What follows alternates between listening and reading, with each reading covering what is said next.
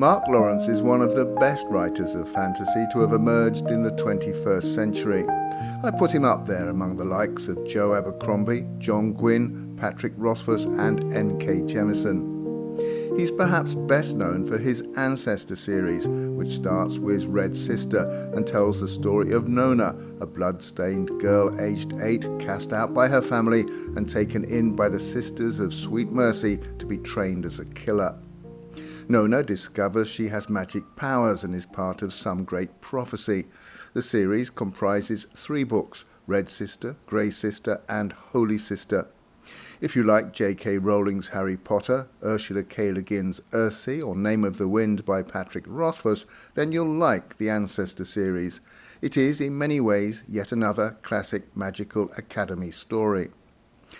But if, like myself, you like your fantasy a little darker, then I recommend his debut novel, The Prince of Thorns, the first in the Broken Empire trilogy that made his name.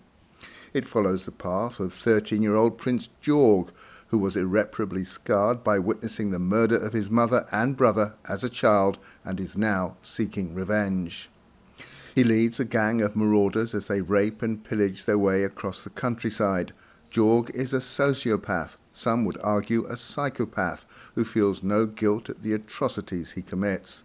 We are plunged into the world of a damaged boy doing horrible things in a damaged world. The writing is top-notch, but it is not for the squeamish.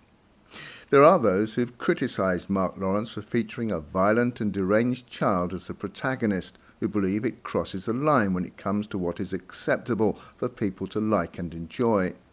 It is definitely not what they call young adult fiction. But Mark Lawrence follows one of the golden rules of good writing. He never underestimates the intelligence of his readers. It is a marvellous read, as are the 2 books that follow it, King of Thorns and The Emperor of Thorns. I'm not a fan of everything he writes, but I do recognise a master storyteller. And I don't know how he keeps it up. He's produced at least a book a year since Prince of Thorns hit the bookshelves in 2011.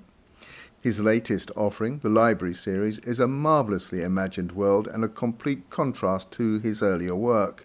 If you liked Piranesi by Susanna Clarke, you will love the Library series, which consists of the book that wouldn't burn, the book that broke the world, and the book that broke her heart. He is, without doubt, one of the premier fantasy storytellers of the last few years. He's also a great ambassador for the fantasy genre. Since 2015, he's managed the annual self-published Fantasy Blog-Off, a contest aimed at promoting self-published English-language fantasy authors. The Blog-Off has helped boost the careers of the likes of M.L. Wang, who wrote The Sword of Kaigan.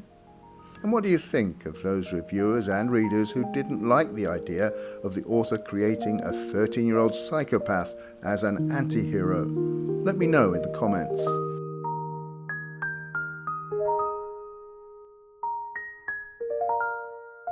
Well, that's all for this episode. If you like these podcasts and find them useful, please follow or subscribe and share them with your friends. If you want to help with the cost of making them, you can buy me a cup of coffee.